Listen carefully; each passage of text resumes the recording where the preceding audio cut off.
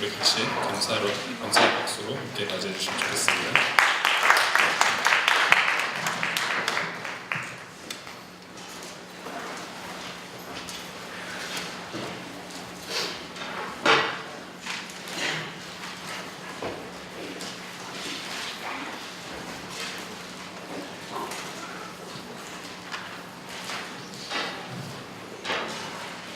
안녕하세요.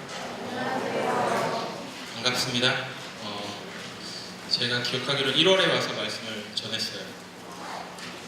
저를 아시는 분들은 아시겠지만 홍 목사님이 출타하실 때 가끔씩 등장하는 사람 중에 한 명입니다.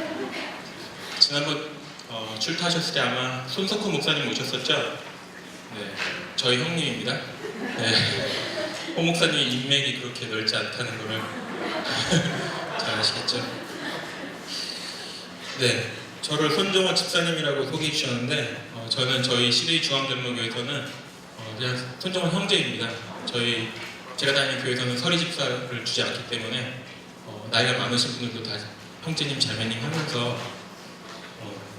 지내도록 하지만 또 이렇게 예의 차원에서 서로 집사님 하면서 지내기도 합니다.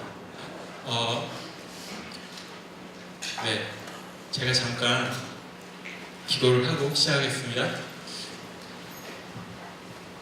사랑과 은혜가 많으신 하나님 아버지 감사합니다. 이 자리로 불러주셔서 저희 함께 주님 말씀 듣게 하시고 이 자리에 주님에게서 전달하기 원하시는 특별한 뜻이 있어서 저를 세우셨습니다. 하나님 약한 자와 함께하여 주시고 이곳에서 성령께서 한 분 한 분 가운데 주님 말씀하여 주셔서 오늘 이 시간 일어날 때 주님의 음성 듣고 나아가는 주님을 따라가는 시간 되게 인도하여 주시옵소서. 온전히 주님께서 말씀하실 걸 믿사오며 예수님의 이름으로 기도했습니다. 아멘. 네. 찬양 씨에 너무 은혜를 받아가지고 제가 말이 좀 떨리네요. 본문이 오늘 조금 깁니다. 근데 인내를 좀 하시면서 제가 최대한 빨리 읽을 테니까 제가 하는 말을 들으시면서 앞을 봐주시면 좋을 것 같아요. 제가 읽는 성경은 쉬운 성경입니다. 오늘 본문 읽겠습니다. 사랑하는 형제 여러분, 여러분은 영광스러운 우리 주 예수 그리스도를 믿는 자들입니다. 그러므로 사람들을 차별해서 대하지 말기 바랍니다. 만일 한 사람은 좋은 옷에 금반지를 끼고 교회에 나왔고 또 한 사람은 남루한 옷을 입고 교회에 나왔다고 합시다. 그때 옷을 잘 입은 사람에게 이리 와서 좋은 자리에 앉으십시오라고 말하고 가난한 사람에게는 저기 서 있던지 내 발밑에 앉으시오라고 말한다면 사람을 차별하고 있는 것이 아니고 무엇이겠습니까? 여러분은 악한 생각으로 사람들을 판단한 것입니다. 사랑하는 형제 여러분, 제 말을 잘 들으십시오. 하나님께서는 세상의 가난한 자를 택하여 믿음으로 부하게 하셨습니다. 그리고 자기를 사랑하는 백성에게 약속하신 나라를 주셨습니다. 그런데 여러분은 가난한 사람들을 멸시하고 있습니다. 사실 여러분의 생명을 위협하고 법정으로 끌고 가고 있는 사람들은 부자인데도 말입니다. 그들은 여러분의 주인 되신 예수님을 모독하는 자들이기도 합니다. 모든 법 위에 우선되는 법이 있습니다. 그 법은 성경에 기록되어 있습니다. 내 이웃을 내 몸과 같이 사랑하라. 만일 여러분이 이 율법을 지키면 잘하는 것입니다. 그러나 사람을 차별하여 대한다면 죄를 짓는 것이며 이 율법에 따라 여러분은 하나님의 법을 어기는 것이 됩니다. 누구든지 하나님의 율법을 다 지키다가 한 가지 계명을 어기게 되면 율법 전체를 다 어긴 자가 됩니다. 간음하지 마라 말씀하신 하나님께서 살인하지 마라 하고 말씀하셨습니다. 그러므로 간음하지 않았다고 해도 살인을 저질렀다면 율법 전체를 어긴 셈입니다. 여러분은 자유를 주는 법에 의해 심판을 받을 것입니다. 여러분이 말하고 행동하는 데 있어서 늘 이것을 기억해야 할 것입니다. 사람들에게 자비를 베푸십시오. 그렇지 않으면 하나님께서 여러분을 심판하실 때 여러분에게도 자비를 베풀지 않으실 것입니다. 자비를 베풀었던 자는 후에 아무 두려움 없이 심판날을 맞이하게 될 것입니다. 사랑하는 형제 여러분, 만일 누군가가 믿음이 있다고 하면서 아무 일도 하지 않는다면 그 믿음이 무슨 소용이 있겠습니까? 그 믿음이 그를 구원할 수 있겠습니까? 그리스도 안에서 한 형제 자매된 사람이 옷이나 먹을 것이 필요할 때 하나님께서 은혜를 베푸시기를 몸을 따뜻하게 하고 먹을 것을 좀 많이 드십시오 라고 말하고 그 사람에게 필요한 것을 주지 않는다면 그런 말은 아무 도움이 되지 않을 것입니다. 믿음도 마찬가지입니다. 행동이 따르지 않는 믿음은 죽은 믿음입니다. 이렇게 말하는 사람도 있을 것입니다. 당신은 믿음이 있고 나에게 행동이 있습니다. 행동이 따르지 않는 당신의 믿음을 보여주십시오. 나는 행동으로 나의 믿음을 보여주겠습니다. 여러분은 하나님이 한 분이신 것을 믿으니 잘하는 일입니다. 귀신들도 그것을 믿으며 두려워서 떱니다. 어리석은 여러분, 행함이 따르지 않는 믿음은 아무 쓸모도 없는 걸 모르시겠습니까? 우리 조상 아브라함은 그의 아들 이삭을 제단에 바침으로써 그가 행한 일로 의롭다 하심을 받았습니다. 이렇게 그의 믿음에는 행함이 함께 따랐으며 그의 행동으로 믿음이 완전하게 되었습니다. 아브라함이 하나님을 믿었고 하나님께서는 그의 믿음을 받으셨으며 그 믿음으로 하나님께 의롭다 하심을 받았다라는 성경 말씀의 의미가 무엇인지 이제는 알 수 있을 것입니다. 아브라함은 그 하나님의 친구라고 불렸습니다. 그러므로 사람이 행동으로 의롭다함을 받을 수 있으며 믿음만으로는 의롭다함을 받을 수 없습니다. 또 라합의 예를 들 수도 있습니다. 그녀는 기생이었지만 자신이 한 일로 하나님께 의롭다함을 받았습니다. 그녀는 이스라엘의 장탕꾼을 그녀의 집에 들여 다른 길로 도망갈 수 있게 도와주었습니다. 영혼이 없는 몸이 죽은 것 같이 믿음도 행함이 없으면 죽은 것입니다. 네. 설교 한 편을 다 들으셨습니다. 네. 이 말씀을 갖고 말씀을 나눌 텐데요. 제가 한 달 전에 이제 목사님한테 설교 부탁을 받았어요. 그리고 저의 영적인 상태를 생각하면서 큰일 났다. 할 수도 안 할 수도 없는 나의 상태를 어떻게 하오리까. 제가 그때 어떤 생각을 많이 하고 있었냐면요. 여러분, 청년 여러분들한테 좀 와닿지 않는 고민일 수도 있지만 제가 아이가 셋입니다. 아이는 태어나면 잘하죠. 잘하면 잘하는 만큼 애들의 필요를 채워줘야 합니다. 부모는 자녀의 필요를 채워주는 것이 최우선이에요. 나의 필요를 뒷전으로 하고 아이의 필요를 채워줘야 되는데 아내의 역할은 아이의 필요를 정확하게 판단해서 남편에게 돈을 달라고 합니다. 그 남편의 역할은 그 이야기를 듣고 돈을 어떻게 메꿔야 될까, 어떻게 찾아야 될까를 고민하는 역할을 하죠. 또 저도 고민을 엄청 하고 있을 때였고 친구들을 만나면 가끔씩 농담 삼아 야 이럴 줄 알았으면 애를 둘 만날 걸 그랬다. 어디 하나 내다가 어디 보낼 데 없냐 막 이렇게 농담 삼아서 이야기하고 있을 때였는데요. 아침에 정말 오랜만에 페이스북에 들어갔다가 우연찮게 어떤 영상을 보게 됐어요. 그리고 그 영상을 보고 솔직히 좀 충격을 받았습니다. 그래서 그 내용을 좀 바탕으로 여러분들과 말씀을 나누려고 하는데요. 30분짜리 영상인데 여러분들하고는 필요한 5분만 좀 보도록 하겠습니다. 그래서 여러분들한테 영상을 먼저 보여드리고 저희가 함께 이야기를 나누겠습니다.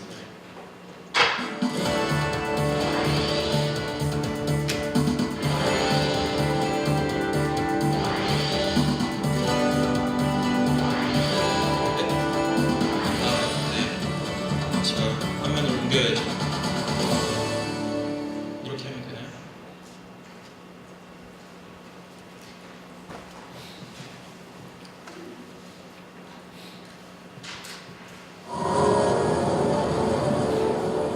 Do you believe there's a man named Noah, like in the Bible? The Bible, Noah? No, I do not believe he existed. So you don't think he built an ark? No, I'm very comfortable with my atheism, but I support myths. You think God sent a flood and drowned the whole world? No. You don't? No. If he had, would it have been fair to do so? Oh, no, why did he do that? Well, the Bible says because the heart of man was corrupt, his imaginations were continual evil, and there was great wickedness and violence on the earth. Do you think that's justification for wiping out the whole of humanity, except for Noah and his family? No. Noah, born over 2,700 years BC, was a shipbuilder and a prophet of the century. Many think of Noah and the ark as a story from the past, but did you know that according to Jesus, the events surrounding the life of Noah are directly related to you? Jesus said, as in the days of Noah, so shall it be with the coming of the Son of Man. In other words, the things that happened in Noah's day will be similar to the things that are going to happen during the time referred to in the Bible as the end of the age. In a moment, you're going to see clearly that the end of the age is happening now. But of all the signs, the one prevalent thing that happened in Noah's day was that people who knew right from wrong chose to ignore Noah's warning of God's coming judgment. Such is the way of the 21st century. Do you think there was a man named... 네, 인트로덕션만 일단 보여드렸어요.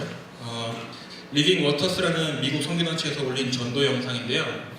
오늘날의 시대가 성경에서 말하고 있는 노예의 시대와 같다라는 메시지를 전하려고 하는 영상입니다. 유튜브에 노아를 치시면 이 영상을 찾아보실 수 있을 거예요. 그런데 지금부터 제가 보여드릴 영상은 중간으로 건너뛸 건데요.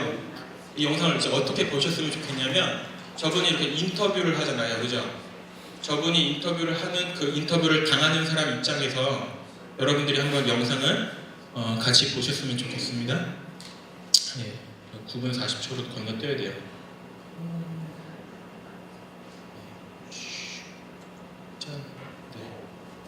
You know, do what they want. In the last days, religious hypocrisy will be prevalent. Their conduct belies the genuineness of their profession. When did you last read your Bibles? This morning. Yeah, this morning at church. You're born again? Yes. Are you a Christian? Yes, sir.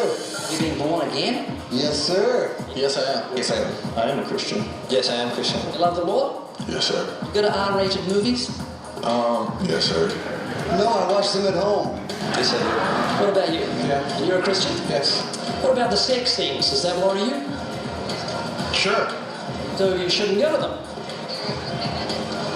Doesn't mean that we shouldn't go. You guys watch couples make love on movie screens in R-rated movies? Where? Will you just go to your ending point on the song? Of course you watch it. Anybody's gonna watch it. What about you? How do you handle the sex scenes? I watch them, but Do they bother you? No. You stay for the sex scene? Well, it's always there, so like, it's uncomfortable at points. You look the other way or do you watch? No, I do watch. I mean, I don't look the other way, but yeah. This is a little bit personal, but stay with me. A husband and wife are making love in their bedroom, and they notice the curtains pulled back on the bedroom window, and there's a guy peering through the window at them having sex. What should they do? call the police. Call the cops. I would tell my wife, girlfriend, or whoever she is at the time to call. Girlfriend? Yes. Making love on the bed? Your girlfriend? I mean, wife. Or a wife, you know. No, wife. Yeah, wife. That's What? not sex that's married. Yes. You should know, it's in the Bible, you should know this. I know that. So you having sex outside of marriage? Yes. Yes. You guys having sex? Yes. So you're Christians? Yes. Have you had sex before marriage? Yeah. Yeah, I haven't been married yet. And, you know, I've had tons of it. Are you a Christian? Yeah, I am a Christian, actually. If you're a Christian, you shouldn't support dirty movies. You shouldn't support movies that have blasphemy in them. Does that make sense? Yeah, it makes sense. Hollywood's nothing but a glorified pimp who provides clientele for America, actors who take their clothes off and prostitute themselves for money. Do you think I'm right? Yeah, that's true. Actually, when you put it that way, yeah. Watching people have sex. Yes. You look at a big window called a screen, he looks through a real window, but what's the difference between you and the guy who's peering through the window? You're trying to justify watching dirty movies, is that what you're telling me? Yeah. Bottom line, you shouldn't be doing that, but I do it anyway. What's the difference between you looking through a window we call a screen and the guy looking through the window at people? Same thing. What's the difference between you and him? I guess nothing. Yeah, there is. You're paying for yours. Should the Christians support and pay Hollywood to do that? We should. We're paying them to do so. No, I pirate all my stuff. Steal it? No, thou shalt not steal. What do you mean pirate? I don't pay for it. Isn't that stealing? Pirating? Yes. Do you ever ask what God thinks as you're sitting there watching couples make love? No. Maybe Jesus said if you look at a woman and lust for her, you commit adultery with her in your heart. That's how high God's standards are. Am I making you think? There you are. What about you? You going to keep going to dirty movies and call yourself a Christian? No. So you're going to go to dirty movies from now on? Depends if the movie's good, I'll go watch it. I'm gonna go to church right now, so I definitely repent again. You're going to keep going to dirty movies as a Christian? No. So, no. Not after that. You serious? Yeah, I'm serious. You're talking about your salvation. You don't want to play the hypocrite. Does it make sense what I'm saying? Yeah, it makes sense. After this talk, I see the point, you know, it really, I have to step it up in my faith and what I believe in, and I should really stop. The Bible claims that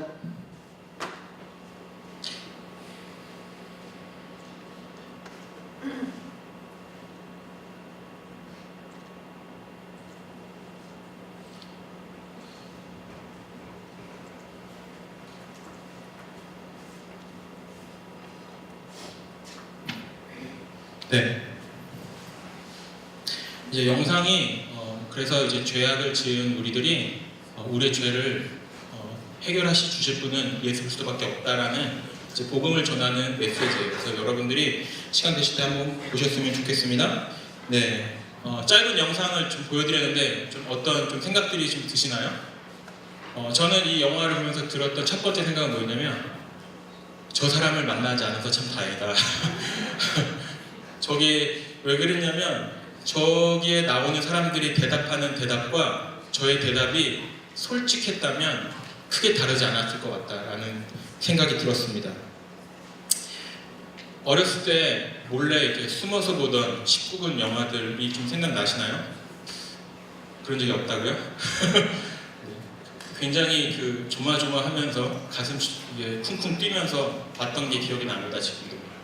혹시 엄마가 문 열고 들어올까봐 조마조마하면서 봤던 기억이 잊혀지지가 않습니다. 그런데 대학교를 가고 나서는 19금 영화가 이제 불법이 아니죠. 그래서 19금 영화를 보는 거에 대해서 제가 그렇게 크게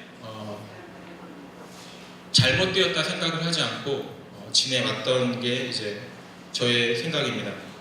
근데 영상에 나오는 질문 중에 이런 질문을 하잖아요. 당신이 아내와 잠자리를 하고 있는데 어떤 남자가 창문에서 쳐다보고 있다면 당신은 어떻게 하겠습니까? 이런 질문을 하죠. 그리고 이제 뒤에서 설명하는 것이 그것이 영화 보는 것과 무슨 차이가 있느냐 이런 질문을 던집니다. 그리고 그 질문은요 저한테 굉장히 뒤통수를 크게 치는 질문 같았어요. 제가 그 창문 앞에 서 있는 사람과 같았어요. 질문에서는 너가 잠자리 하고 있는데 다른 사람께 쳐다보면 어떻겠냐라고 묻지만 그 질문에는 듣는 저의 입장은 제가 그 창문 밖에 서 있는 사람과 뭐가 다른가 라는 질문을 갖게 되었던 것이 저의 솔직한 생각입니다. 여러분 중에도 저와 같은 생각을 가진 분이 계실지 모르겠다는 생각이 듭니다. 본문으로 한번 다시 들어가 보겠습니다. 사랑하는 형제 여러분, 여러분은 영광스러운 우리 주 예수 그리스도를 믿는 자들입니다. 그러므로 사람들을 차별해서 대하지 말기 바랍니다. 만일 한 사람은 좋은 옷에 금반지를 끼고 교회에 나왔고 또 한 사람은 남라운을 입고 교회에 나왔다고 합시다. 그때 옷을 잘 입은 사람에게 이리 와서 좋은 자리에 앉으십시오라고 말하고 가난한 사람이 저기 서 있든지 내 발밑에 앉으셔 말한다면 사람을 차별하고 있는 것이 아니고 무엇이겠습니까? 여러분은 악한 생각으로 사람들을 판단한 것입니다. 사랑하는 형제 여러분, 제 말을 잘 들으십시오. 하나님께서는 세상의 가난한 자를 택하여 믿음으로 부하게 하셨습니다. 그리고 자기를 사랑하는 백성에게 약속하신 나라를 주셨습니다. 그런데 여러분은 가난한 사람들을 멸시하고 있습니다. 사실 여러분의 생명을 위협하고 법정을 끌고 가는 사람들은 부자들인데도 말입니다. 그들은 여러분의 주인 되신 예수님을 모독하고 있는 자들이기도 합니다. 여러분, 이 야고보서의 말씀, 이 야고보 형제가 지금 사람을 차별하지 마십시오 라고 이야기를 하고 있잖아요. 그런데 그 차별을 하고 있는 곳이 어디죠? 교회이죠. 지금 이 이야기를 하고 있는 대상은 누굽니까? 믿고 있는 형제 자매들에게 그 이야기를 하고 있잖아요. 그럼 이 사람이 지금 교회에서 차별을 하고 있는데 이 사람은 믿음이 있는 사람입니까? 없는 사람입니까? 예, 있는 사람이죠. 믿음이 있는 사람에게 하고 있는 얘기죠. 그리고 이 믿음이 있는 사람이 차별을 하고 있는데 이 사람이 교회에서만 그러겠습니까? 집에 가서도 그렇게 할 것이고 직장에서도 그렇게 할 것이고 학교에서도 그렇게 하고 있는 이 믿는 사람의 이 믿음, 그 믿음이 하나님께서 세상을 가난한 자를 택하여 믿음으로 부하게 하셨다라는 그 믿음이겠냐라는 질문을 던지고 있는 거예요.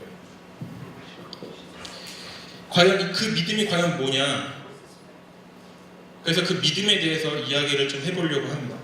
근데 믿음을 좀 이해를 하셔야 돼요. 믿음의 구조를 우리가 이런 관점에서 믿음과 행함의 관계를 좀 생각해 보려고 합니다. 여러분, 사람에게는 자기에게 세계관이라는 것을 갖고 살아갑니다. 세계관은 내가 세상을 어떻게 보고 있느냐의 그 관점입니다. 자기가 그것을 정확하게 말로 표현할 수 없을지라도 다 갖고 있습니다. 그 세계관은 가치체계로 여러분에게 무엇이 중요하냐, 무엇이 중요하지 않냐를 판단하게 합니다.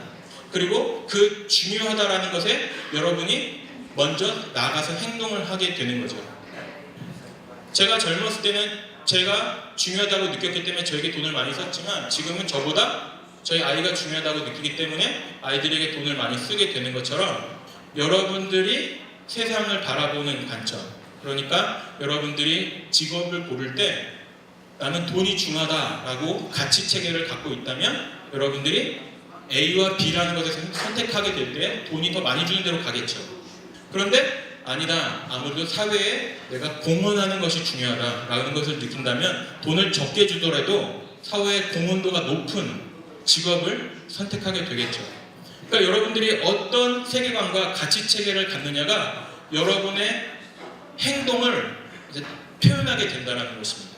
그러니까 행동은 여러분의 세계관을 담게 됩니다. 세계관은요, 다르게 표현하면 이런 것들로 구성되어 있습니다. 인생관, 우주관, 세계의 이제 창조에 대한 이야기죠.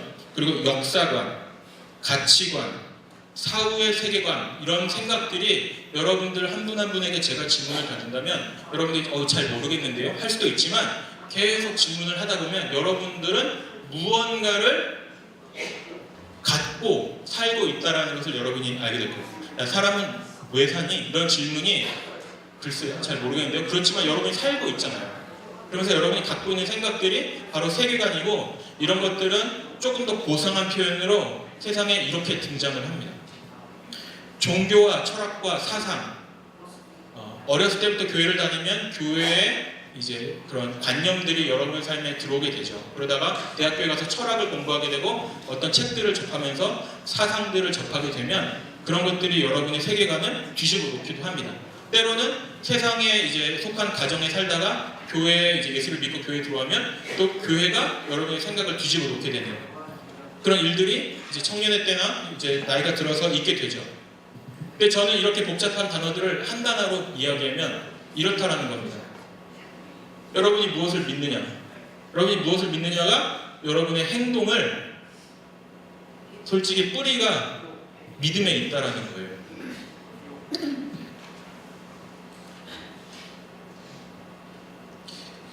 우리의 행동 양식, 우리의 행동, 19금 영화를 봐도 아무렇지 않고 불법으로 다운로드를 받아도 아무렇지도 않고 매일 걱정하고 불안을 갖고 살아가는데도 그냥 그게 그거 당연한 거라고 생각을 하고, 그리고 그거 직장이나 학업에서 받는 스트레스를 세상 방법으로 풀려고 이런 저런 방법을 다 써보고 있는 우리의 삶에 과연 그 삶의 기초가 되는 믿음은 무엇이냐를 돌아봐야 하지 않겠습니까? 우리의 이런 영적인 상태가, 이런 상황에 살아가고 있는 우리의 영적인 상태가 하나님께서 그토록 자기 아들을 이 땅에 보내시기까지 구원해주기 원했던 그 삶의 결과라면 그 결과가 아닐 거다라는 것에 더 무게를 둬야 되지 않을까요? 여전히 세상 사람과 별반 다르지 않게 살아가고 있는 우리 삶의 행동 패턴이 과연 하나님께서 구원받은 자에게 약속하셨던 삶인가를 좀 돌아봤으면 좋겠습니다.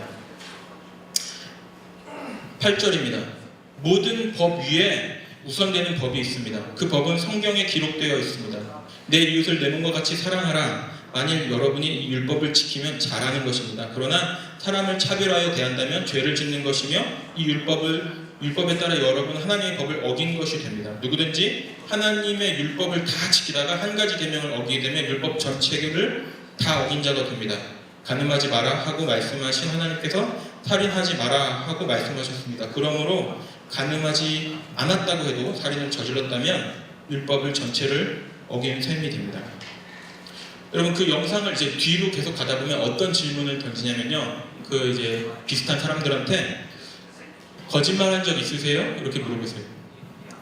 도둑질한 적 있나요? 하나님의 이름을 함부로 부른 적이 있나요? 이성을 보면서 음욕을 품은 적이 있나요? 이런 질문을 해요. 그럼 그 영상에 나온 사람들이 엄청나게 거짓말을 했죠. 이런 이야기를 합니다. 그러면서 한 사람도 빠지지 않고 자기 입으로 자신이 거짓말쟁이이고 나는 도둑놈이고 신성을 모독한 사람이고 간음을 저지른 사람이라고 자기 입으로 인정을 합니다. 성경의 기준을 이제 대니까. 여러분은 어떠신가요? 그럼 이런 우리가 하나님의 심판대 앞에 선다면 하나님이 무죄라고 외치셔야 될까요? 유죄라고 외치셔야 될까요? 누구든지 한 가지 율법만 어겨도 율법을 다 어기게 된 거라는 말씀이 억지 주장처럼만 느껴지시나요? 한 가지만 어겨도 유죄는 유죄인 거죠. 8절을 보면 모든 법 위에 우선되는 법이 있다고 하죠. 그리고 그 법이 내 이웃을 내 몸과 같이 사랑하라 라는 말씀이라고 표현을 합니다. 제가 이 말씀을 여러분들이 이해하기 쉽게 조금 더 설명을 해보려고 해요. 여러분, 십계명이 이렇게 쓰여있는 거를 여러분들이 보신 적이 있을 거라고 전제를 하고, 첫 번째부터 네 번째 계명은 하나님과 사람과의 관계 속에서 지켜야 할 법을 주고 있죠. 그리고 5번부터 10번까지는 사람과 사람과의 관계 속에서 지켜야 될 법을 주고 있습니다. 가만 보시면 이것은 행동 양식을 이야기하고 있어요. 행동 양식 안에서. 그러니까 이 행동 양식에 우선되는, 이 행동 양식을 주는 십계명에 우선되는 법이 있는데, 그것을 어떻게 표현하냐면, 이 율법은 행동 양식을 규정하고 있다면, 바운드리를 정하고 있다면 그 율법 안에는 정신이 있다는 거예요. 정신. 이 10가지의 법에 주는 정신을 예수님이 우리에게 드러내셨습니다. 그것이 이제 마태복음 18장의 말씀으로 22장의 말씀이네요. 율법학자가 예수님을 시험하게 묻습니다. 선생님, 율법에서 어느 것이 가장 중요합니까? 여러분이 읽어보셨을 거예요. 내 마음, 모든 마음과 모든 목숨과 내 모든 정성을 다해서 내 하나님을 사랑하라. 이것이 가장 중요하고 우선되는 계명이다. 두 번째 계명은 내 이웃을 내 자신처럼 사랑하라인데, 이것도 첫째 계명과 똑같이 중요하다. 그러니까 첫 번째와 두 번째는 똑같은 무게를 갖고 있다는 얘기죠. 모든 율법과 예언자들의 말씀이, 그러니까 구약의 성경이 이 두 계명에서 나왔다라고 예수님이 가르쳐 주세요. 그래서 예수님께서 말씀하신 이 율법의 정신은 하나님을 사랑하고 이웃을 사랑하는 것이다 라고 결론을 내리시죠. 그리고 나서 우리는 더 이상 형식에 매이지 않습니다. 예수님께서 우리를 율법으로부터 자유하도록 죄 사함을 주셨잖아요. 우리가 지었던 모든 죄에 대한 죄 사함을 주신 예수님께서 너희들이 이 정신만 있으면 더 이상 십계명과 같은 바운드리를 지키지 않아도 된다라는 말씀을 하는 거예요. 자, 예를 들어보겠습니다.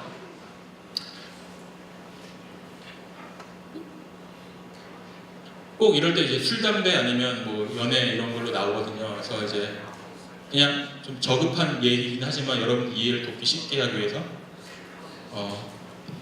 연애할 때 어디까지 가야 할까요? 이런 이제 질문을 하죠. 어디까지 가는 것이 죄이고 아닙니까? 라는 질문을 할 수 있어요. 근데 그거는 뭘 하고 있는 거냐면 이 형식의 율법의 바운드리에 가가지고 이 바운드리는 어디까지고 여기를 넘어갈 수 있나요? 없나요를 하고 있죠. 이 율법의 바운드리, 술, 담배 펴도 되나요? 안 되나요? 이런 것도 바운드리를 지금 물어보고 있는 거예요. 여러분, 바운드리가 어딥니까? 라고 물어보는 거는 지금 예수님의 말씀에 의하면 바리새파와 같다라는 거예요. 정신은 잊어버리고 지금 바운드리에만 관심을 갖고 있는 거예요. 행동에만. 이 정신은 잊어버린 채 행동에만 관심을 갖는 것이 율법주의고 바리새파의 행동입니다. 그런데 예수님은 뭐라 그러냐면, 야, 네가 하나님을 사랑하고 이웃을 사랑하면 네가 하고 싶은 대로 다 해도 돼. 율법은 그렇게 쓰인 거야. 이렇게 얘기를 하는 거예요. 그러니까 여러분, 술, 담배 펴도 돼요? 안 돼요? 돼요. 그죠? 자, 여기서부터 여러분들 오해가 시작이 됩니다. 자, 잘 생각하세요. 돼요. 그런데 여러분, 이제 뭐가 죄냐 아니냐의 구분점을 어디로 가야 되냐면, 예수님 말씀은 네가 하나님을 사랑하고 이웃을 사랑하면 하라는 거예요. 그렇게. 여러분, 주님을 사랑하는 마음으로 주를 들이키는 분을 정죄하지 마십시오. 사랑의 교제를 나누기 위해서 한잔 하시겠다는데, 그분이 그렇게 하시겠다는데 우리가 누군데 그분을 정죄합니까? 담배 한 가치로 하나님을 찬양하지 마시고 하려면 뭐 100가치, 뭐 1000가치로 실컷 하세요. 그게 하나님을 찬양하는 여러분의 방식이라면.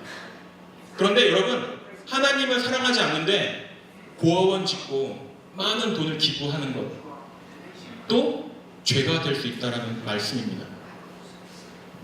지금 사람의 행동 패턴으로 우리가 기준을 정하고 있지만 실제로 하나님의 기준은 여러분 안에 하나님을 사랑하고 이웃을 사랑하는 그 마음이 있냐라는 거예요.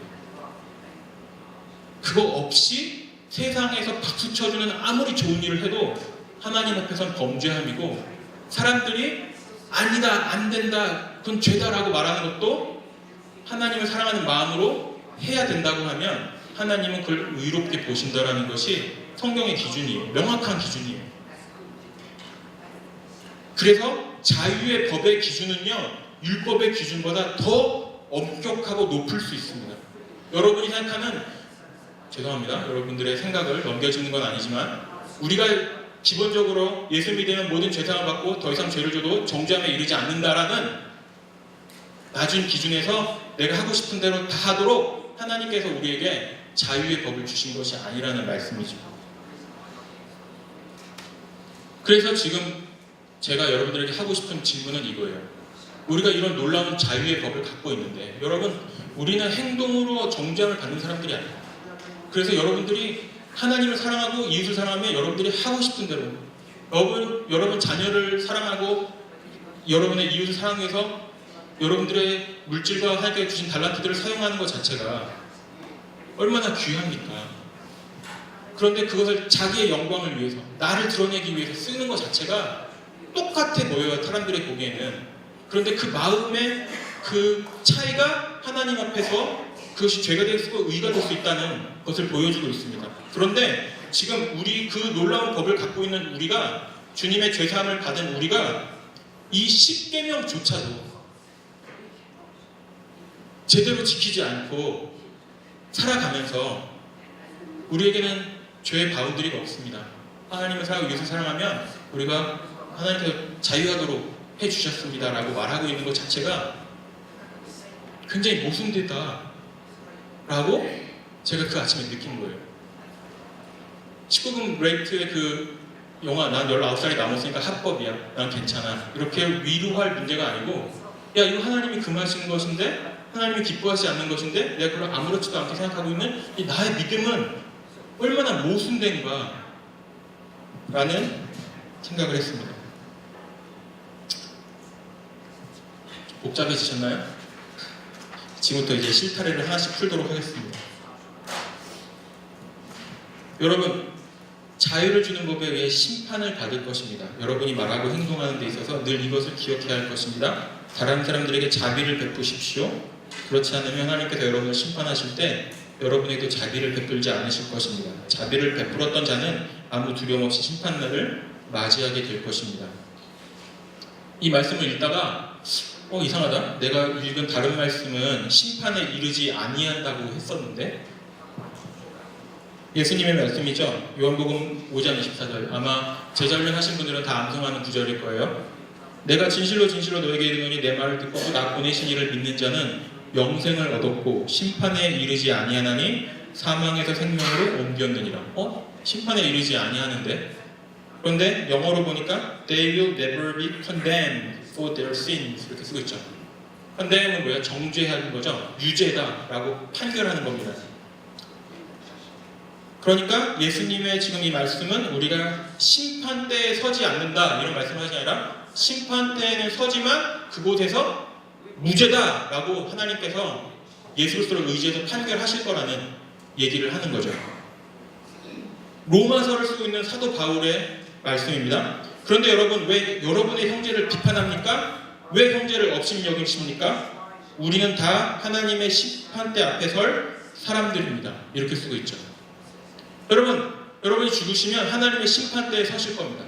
여러분, 심판대에 서보신 적 있으세요? 혹시 법정에 가보신 적 있으신가요? 저희는 저희 형님이 대학교 1학년 때 새벽에 길을 가다가 미끄러져가지고 옆에 서있던 옆집 나무를 크게 받친 적이 있었어요. 근데 재밌게도 그것이 이제 경찰이 이제 와가지고 이제 티켓을 쓰고 그것이 이제 어떻게 법정으로 갔어요. 그래서 형 따라서 같이 법정에 갔습니다. 형이 이제 법정대에 서 있고 이제 이게 무슨 케이스고 뭐 설명을 쪼르륵 하더니 이제 그 재판장이 물어봐요, 형한테. guilty or not guilty. 그러니까 plead 하라는 거죠. 근데 형이 guilty 그래요. 자기가 잘못했다라는 거죠. 그런 장면을 저는 거기서 처음 봤어요. 영화 빼고는. 그런데 여러분, 하나님의 심판대입니다. 지금 하나님의 심판대. 여러분 서 계세요. 예수님이 여러분의 변호인으로 서 계시고 하나님께서 여러분에게 묻습니까? 무죄인가 유죄인가? 이제 저는 떨리는 목소리로 주님을 바라보겠죠? 여러분, 하나님의 심판대에 아무 두려움 없이 설 수 있는 믿음이 있으십니까? 아무런 두려움 없이? 이 본문에서도 아까 본문에서도 얘기하죠. 아무 두려움 없이. 여러분, 자비를 베풀었다고 해서 내가 이 땅에서 좀 좋은 일을 했다고 해서 거기에 두려움 없이 설 수 있다고요? 그렇지 않아요. 그 자리는요, 하나님이 여러분에게 유죄다라고 말해도 여러분 아무 소리 못해요. 왜요? 여러분이 산 삶을 여러분 잘 아시나요? 그런데 그곳에 누가 계세요? 예수 그리스도가 계세요. 저의 모든 죄의 대가를 십자가에서 지불하신 예수님이 나의 변호인이시고, 예수님께서 하나님께 저 사람은 나의 자녀입니다. 저 사람의 죄를 위해서 내가 십자가의 대가를 지불한 사람입니다 라고 주님이 말씀해 주시면 무죄다라고 용서함을 받는 그 자리, 온전히 주님밖에는 의지해서 설 수밖에 없는 그 자리가 하나님의 심판대라는 거예요. 지금 나의 어떤 자비와 내가 이 땅에서 행한 것이 조금도 도움이 되잖아요. 거기서는 온전히 누구를 의지해야 돼요? 예수님만 의지해서 설 수밖에 없는 그 자리가 하나님의 심판대입니다. 다시 한번 본문을 읽을게요. 여러분, 자유를 주는 법에 의해 심판을 받을 것입니다. 하나님을 사랑하고 이웃을 사랑하는 해야 된다는 그 법에 의해 심판을 받을 것이에요. 여러분이 말하고 행동하는 데 있어서 늘 이것을 기억해야 할 것입니다. 다른 사람들에게 자비를 베푸십시오. 그렇지 않으면 하나님께서 여러분을 심판하실 때 여러분에게도 자비를 베풀지 않으실 것입니다. 자비를 베풀었던 자는 후에 아무 두려움 없이 심판날을 맞이하게 될 것입니다. 자, 이제 여러분이 조금 더 갖고 있는 혼란을 풀기 위해서 행함과 구원의 관계를 정리할 때가 되었어요. 지금 행함을 베풀지 않으면 무죄다, 구원을 받지 못한다 라고 강조하고 있는 것이 아닙니다. 다시, 행함을 하지 않으면 당신에게는 구원이 없습니다 라고 하는 얘기가 아니라고요. 좀 제가 다른 얘기하는 것 같죠? 믿음으로 받게 되는 그 구원, 믿음으로 받게 되는 그 구원을 받은 사람은요, 그에 마땅한 행동이 따라와야 된다는 얘기예요. 행동이. 자, 이런 얘기예요. 제가 지금 읽겠습니다. 사랑하는 형제 여러분, 만일 누군가가 믿음이 있다고 하면서 아무 일도 하지 않는다면 그 믿음이 무슨 소용이 있겠습니까? 그 믿음이 그를 구원할 수 있겠습니까? 그리스도 안에서 한 형제된 자매된 사람이 옷이나 먹을 것이 필요할 때 하나님께서 은혜를 베푸시기를, 몸을 따뜻하게 하고 먹을 것을 좀 많이 드십시오 라고 말만 하고 그 사람에게 필요한 것을 주지 않는다면 그런 말이 아무 도움이 되지 않을 것입니다. 믿음도 마찬가지입니다. 행동이 따르지 않는 믿음은 죽은 믿음입니다. 이렇게 말하는 사람도 있을 것입니다. 당신은 믿음이 있고 나에게 행동이 있습니다. 행동이 따르지 않는 당신의 믿음을 보여주십시오. 나는 행동으로 나의 믿음을 보여주겠습니다. 여러분은 하나님이 한 분이신 것을 믿으니 잘하는 일입니다. 귀신도 그것을 믿으며 두려워서 떱니다. 어리석은 여러분, 행함이 따르지 않는 믿음은 아무 쓸모도 없는 걸 모르시겠습니까? 그래서 우리는 이런 구절을 보면 이렇게 생각을 해요. 믿음 그리고 그 행동이 있어야 하나님이 우리를 구원하시는 하나님이시구나. 그래서 예수님의 십자가의 공로와 플러스 나의 의가 있어야 구원에 이르겠다라는 결론을 가질 수 있어요. 그렇지만 성경의 전체적인 맥락에서 봤을 때는 잘못된 논리죠. 왜냐?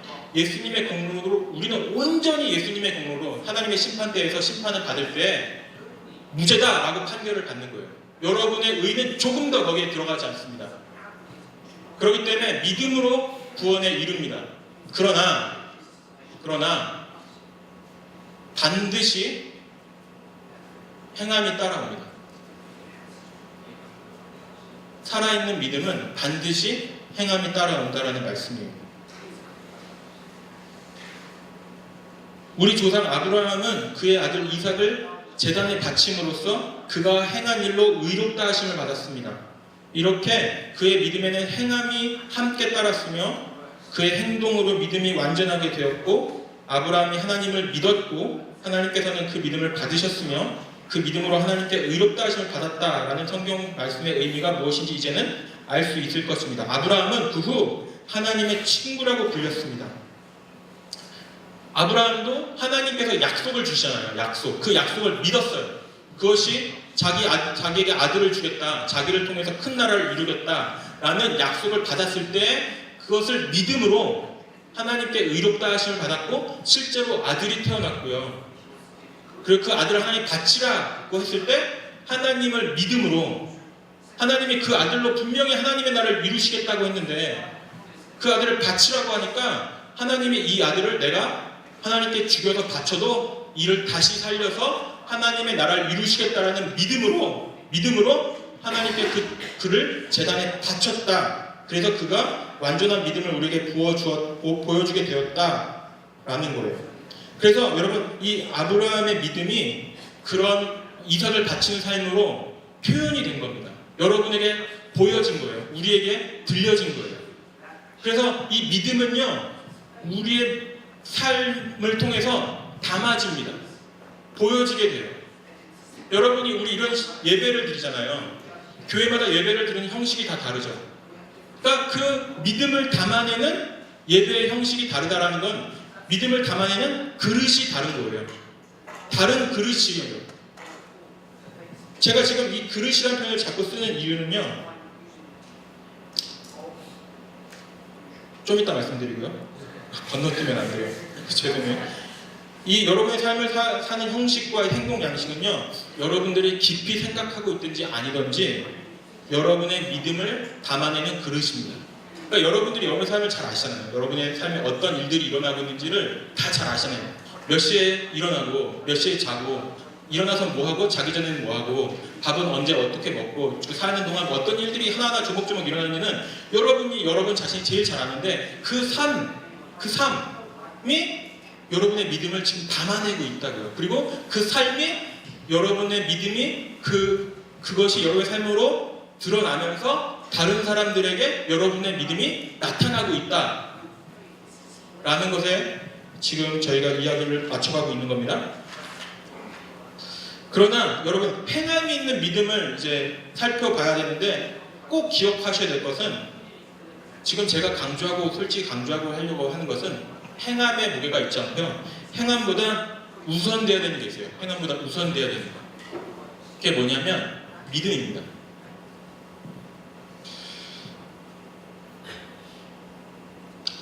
먼저 예수님을 믿는 믿음에서 출발을 해야 합니다. 요한복음의 예수님 말씀이에요. 사람들이 와서 예수님께 묻습니다. 하나님께서 원하시는 일을 하기 위해 우리는 무엇을 해야 합니까? 이렇게 묻죠.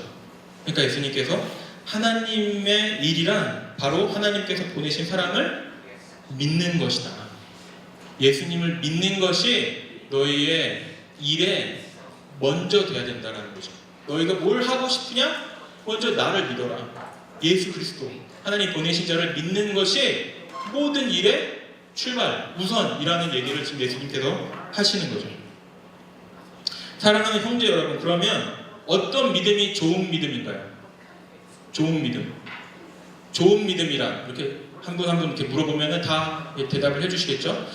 저는 이제 최근에 들은 그 말씀 중에 정말 좋은 정의다라고 생각했던 좋은 믿음이 있어요. 이렇게 질문을 드려볼게요. 좋은 믿음이란 무엇인가? 여러분, 예수님을 믿는 믿음이 있습니다. 그리고 주님의 믿음이 있으시죠? 어떤 믿음이 더 좋은 믿음일까요? 네, 좀 구분을 하려고 하는 거예요.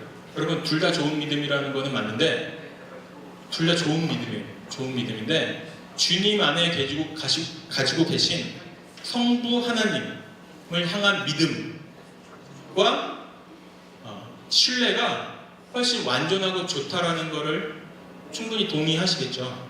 네. 그리고 예수님도 그런 부분들을 많이 이야기하시죠. 그리고 예수님이 부활하시고 승천하신 이후에 누굴 보내주시죠? 성령을 보내주시죠. 그 성령과 주님, 성령과 성부 하나님, 이 세 분의 관계성 속에 있는 신뢰와 그 관계가 삼위일체 하나님으로 우리에게 소개되고 있잖아요. 성경을 통해서. 그분 안에 있는 신뢰와 믿음이 예수님께서 성령이 오시면 내가 너에게 행하고 가르친 것에 대해서 깨닫게 하실 거라고 말씀하시는 그 예수님의 신뢰, 그리고 성령은 이 땅에 오셔서 예수 그리스도께서 하셨던 사역을 하나도 깨닫지 못하고 있었던 제자들을 놀랍도록 하나님의 말씀으로 예수의 사역을 풀어나게 하는 그 성령의 능력을 보면 하나님의 그 연합하신 그 신뢰와 믿음은 지금 우리가 주님을 믿는 것과는 차원이 다르잖아요. 그래서 우리는 이렇게 살려고 해야 합니다. 갈라디아서 2장 20절 말씀입니다. 나는 그리스도와 함께 십자가에 죽었습니다. 이제 내가 사는 것이 아니라 내 안에 계신 그리스도께서 사시는 것입니다. 내가 지금 내 몸 안에 사는 것은 나를 사랑하셔서 나를 구하시려고 자기 몸을 바치신 하나님의 아들을 믿는 믿음으로 사는 것입니다. 그러니까 하나님의 아들을 믿는 믿음으로 산다라는 이 한글 표현이 영어로는요, I live by faith in the Son of God 이라고 쓰고 있죠. 그러니까 영어로 굳이 직역을 하자면 예수 그리스도 안에 있는 믿음으로 내가 오늘을 사는 것이다, 살아야 된다 라고 번역해볼 수도 있겠죠. 예수님이 가지셨던 그 믿음을 우리가 성경을 통해서 묵상하고 깨달을 때 그 예수님이 하나님을 향해 가지셨던 믿음, 성령과 예수님과의 관계 속에 있는 그 신뢰와 믿음이 우리의 삶으로 나타내는 그 삶을 솔직히 주님께서 원하십니다. 그것을 이렇게 이제 믿음을 주님의 믿음에 기초를 두는 거예요. 내가 주님을 얼마나 믿고 신뢰하느냐에 기초를 두는 것이 아니라 주님 안에 이 땅에 오셔서 보여주셨던 그 하나님을 신뢰하셨던 그 믿음을 우리 삶의 기초로 두고 우리가 우리의 삶의 행동 패턴이 정말 하나님을 신뢰해서 이루어나는 일인지 아닌지를 반성을 하는 겁니다. 묵상을 통해서. 그리고 삶의 적용으로 행동 양식으로 나타나는 거죠. 저희 예를 들면 아까 가졌던 그 고민들이 과연 주님이 하나님께 신뢰하는 마음으로 가셨던 믿음에서 나오는 고민인가? 내가 이 세상에서 모자라고 부족한 것 때문에 불안하고 걱정하는 것이 과연 내 아버지 하나님을 올바르게 신뢰해서 나오는 생각들인가를 돌아보면 당연히 아니다라는 결론밖에는 나올 수가 없어요. 그만큼 내 안에 하나님을 불신하고 믿지 못하고 내가 이 땅에서 내 힘으로 해결하려고 하는 이 모든 생각들이 나를 더 부담 갖고 걱정하게 만드는 그 삶을 살고 있다라는 나의 모습을 내가 보면서 내가 얼마나 하나님을 믿지 못하고 있는가를 제가 깨닫고 그 걱정을 내려놓게 되었습니다.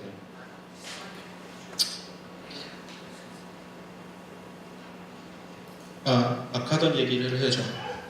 우리 행함은요, 이렇게 주님의 믿음을 세상에 나타내는 몸이고요, 세상에 나타내는 그릇입니다.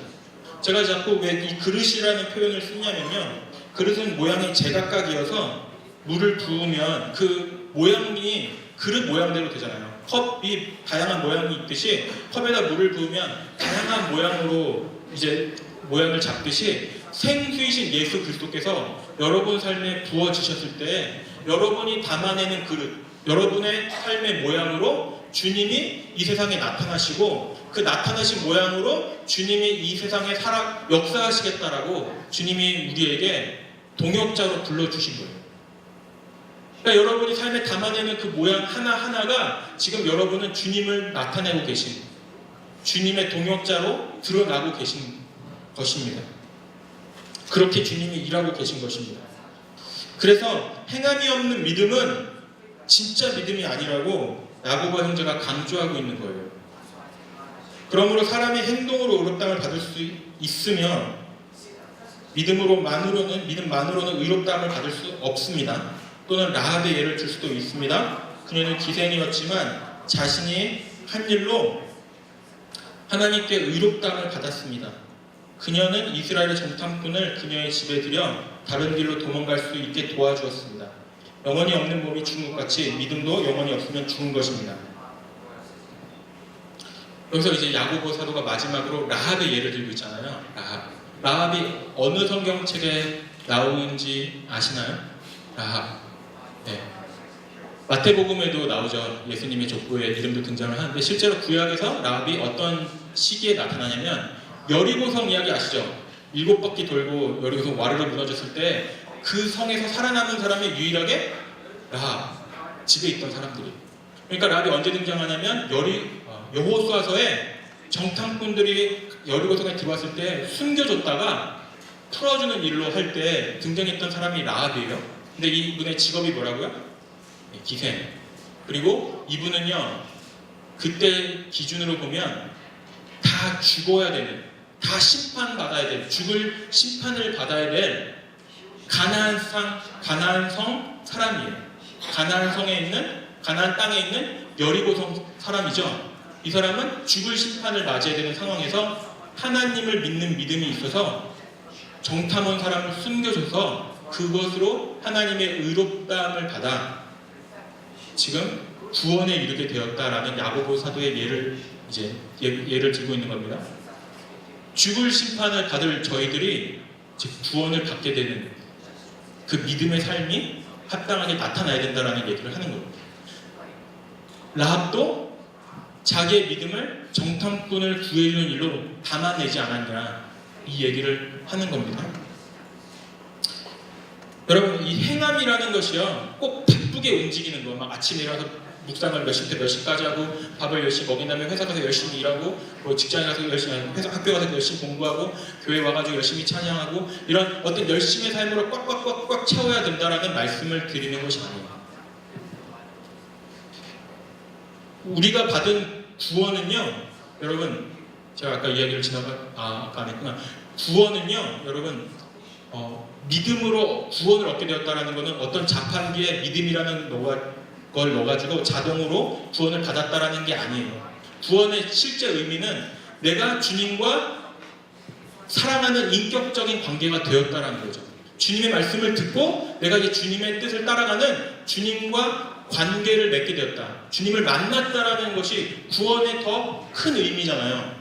죄사함을 받았다라는 것보다 더 큰 의미는 내가 주님을 주님으로 모시고 살아가는 삶을 살게 되었다라는 거잖아요. 그렇기 때문에 이 구원의 삶은요, 믿음에 반드시 기초해야죠. 이것이 어떤 일회성인 사건, 죄사함의 사건은 일회성인 사건이다라는 것을 충분히 이해할 수 있지만 더 나아가서는 주님을 따라가는 삶의 행함으로 나타나는 데 있어서 이런 일도 있을 수 있습니다.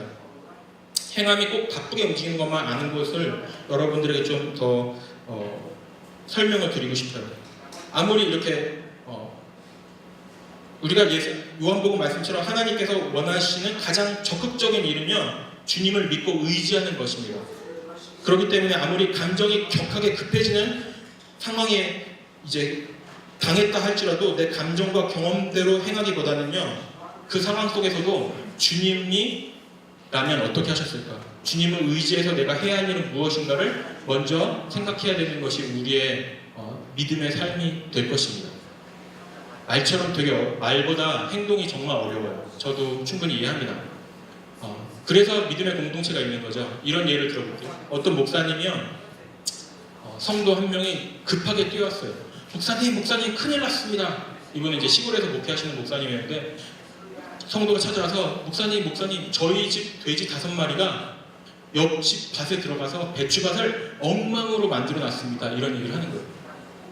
그런데 억울한 것은 변상해 주면 되는데 이웃집 사람이 망친 그 배추밭에 대한 변상을 그 돼지 5마리를 자기에게 달라고 합니다.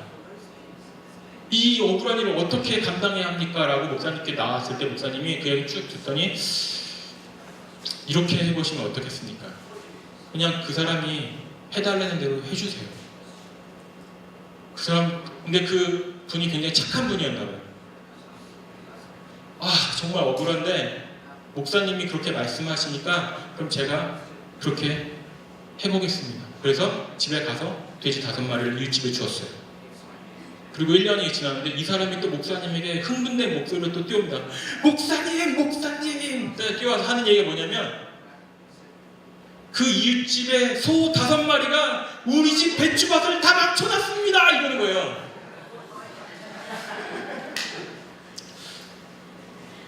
무슨 뜻인지 알겠죠? 이 사람의 의도가. 지금 배추가 망쳐진 게 흥분이 되는 게 아니라 그 소 5마리가 자기 것이 될 것이 이제 흥분이 되는 거죠. 목사님 그 얘기를 쭉 듣더니 목사님께서 이번에는 이렇게 말씀하십니다. 집사님, 그러지 마시고 그냥 가서 괜찮다고 하세요. 괜찮다고. 목사님 왜 그러세요 저한테? 그래서 이분이요, 이번에도 목사님이 그렇게 말씀하시니까 제가 그렇게 해보겠습니다. 그래서 가서 괜찮다고 얘기를 했어요. 근데 일주일 후에 이분이 또 더 흥분된 목소리로 뛰어왔어요. 목사님 오늘 무슨 일이 있었는지 아십니까? 이러면서 뛰어왔어요. 뭐라 그러시냐면 이웃집 사람이 오늘 찾아왔대요. 트럭에 돼지를 싣고 왔대요. 그리고 이분이 하는 얘기가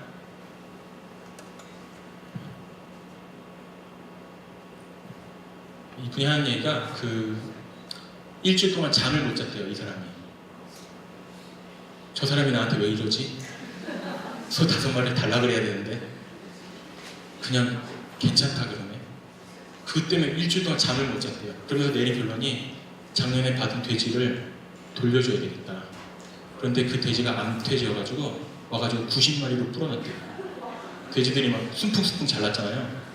그래서 그 돼지를 다 싣고 오늘 집에 찾아와서 다 내려놓고 갔대요. 돼지를.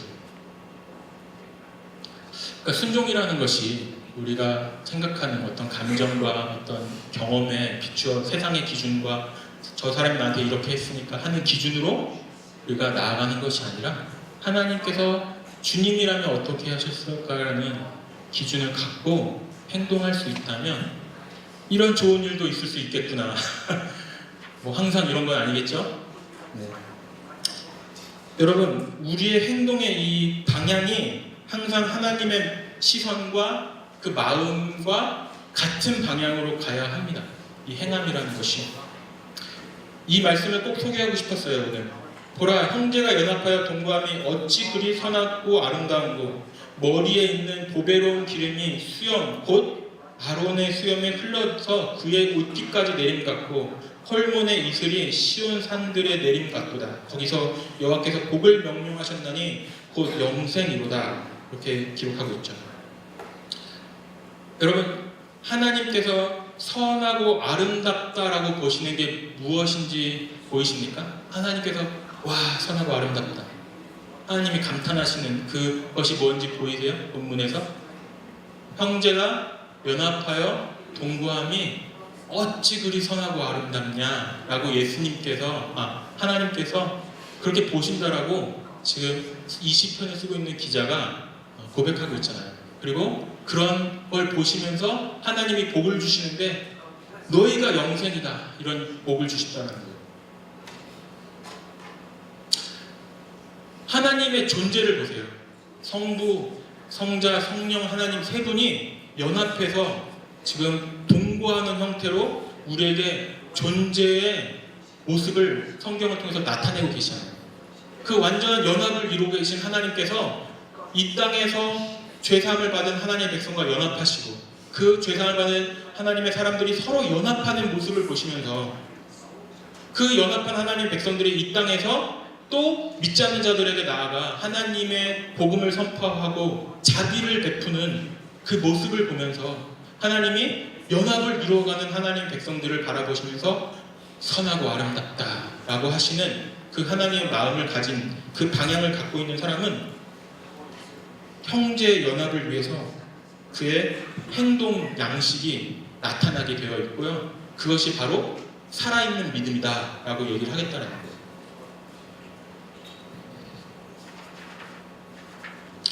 그것이 우리 야고보 형제가 행함이 없는 믿음은 죽은 것이다 라고 하는 이유입니다.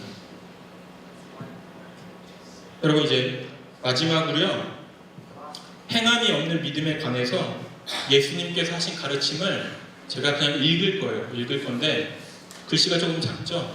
네, 읽을 건데요. 이거를 읽고 오늘 말씀을 정리하려고 합니다. 마무리하려고 합니다. 같이 읽겠습니다. 제가 읽겠습니다. 거짓 예언자들을 조심하여라. 그들은 양의 옷을 입고 너에게 다가온다. 그러나 그 속은 굶주린 늑대이다. 그들의 열매를 보고 그들을 알 것이다. 가시나무에서 포도를 딸 수 있느냐? 엉겅퀴에서 무화과를 딸 수 있느냐? 마찬가지로 좋은 나무는 모두 좋은 열매를 맺고 나쁜 나무는 나쁜 열매를 맺는다. 좋은 나무가 나쁜 열매를 맺을 수 없고 나쁜 열매가 좋은 열매를 맺을 수 없다. 좋은 열매를 맺지 않는 나무는 못하는 나무는 모두 잘려서 불 속에 던져질 것이다. 그러므로 열매를 보고 그들을 알 것이다.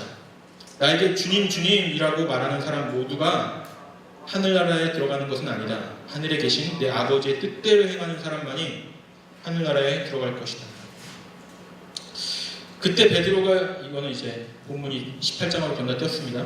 베드로가 예수님께 와서 물었습니다. 주님, 형제가 제게 죄를 지으면 몇 번이나 용서해 줘야 합니까? 7번까지입니까? 왜 7번까지입니까? 라고 물었을까요? 율법에 이제 그런 기준을 갖고 있는 거죠. 세상의 기준이 그렇다라는 거예요. 예수님께 대답했습니다. 7번까지가 아니라 7번씩 70번까지라도 용서해 주어야 한다. 그러므로 하나님 나라는 자기 종들과 셈을 가리려는 왕들의 빚될 수 있다. 왕이 셈을 시작할 때 10,000달란트 빚을 진 종이 불려왔다. 그 종은 왕에게 돈을 갚을 수 없었다. 그래서 주인은 종에게 아내와 자녀들과 가진 것을 다 팔아 빚을 갚으라고 명령했다. 그 종은 주인의 무릎 앞에 엎드려 빌었다. 기다려 주십시오.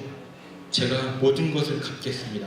주인은 그 종을 불쌍히 여겨 풀어주며 빚은 없던 것으로 해주었다. 그런데 그 종이 나가서 자기에게 100데나리온을 빚진 동료를 만났다. 100데나리온은 1달란트도 안 되는 돈이에요. 그는 동료의 멱살을 잡고 말했다. 나에게 빌린 돈을 어서 갚아라! 동료는 그 종의 무릎 아래 엎드려 빌었다. 기다려 주게. 내가 모든 것을 갚겠네. 그러나 그 종은 들어주지 않았다. 가서 동료를 감옥에 넣고 자기에게 빚진 것을 다 갚을 때까지 갇혀있게 하였다.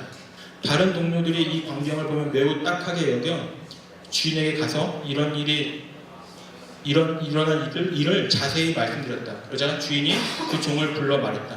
이 악한 종아, 내가 나에게 빌기에 내가 내 모든 빚을 없던 것으로 해주었다. 내가 내게 자비를 베풀었던 것처럼 너도 내 동료에게 자비를 베풀어야 하지 않겠느냐. 그 주인은 매우 화가 나서 그 종을 감옥에 넣고 자기에게 빚진 것을 다 갚을 때까지 감옥에 있게 하였다. 이와 같이 너희가 형제를 마음으로부터 용서하지 않는다면 하늘에 계신 내 아버지께서도 너에게 이같이 하실 것이다. 여러분, 오늘 나눈 말씀의 적용은요, 여러분의 몫입니다. 저는 저의 적용이 있었어요.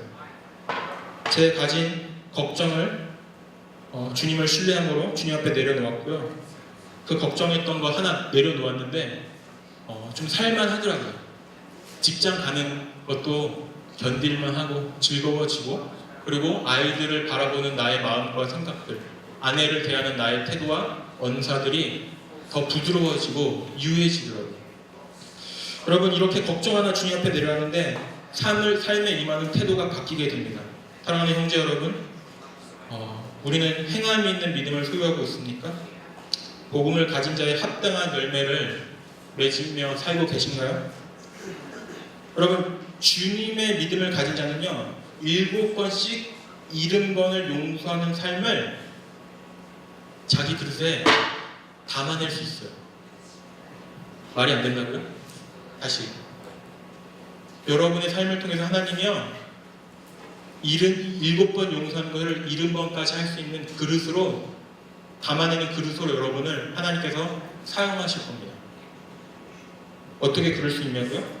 하나님이 여러분을 그렇게 쓰시겠다라는 거예요. 그래서 주님을 여러분을 그렇게 용서해 주셨다는 거예요.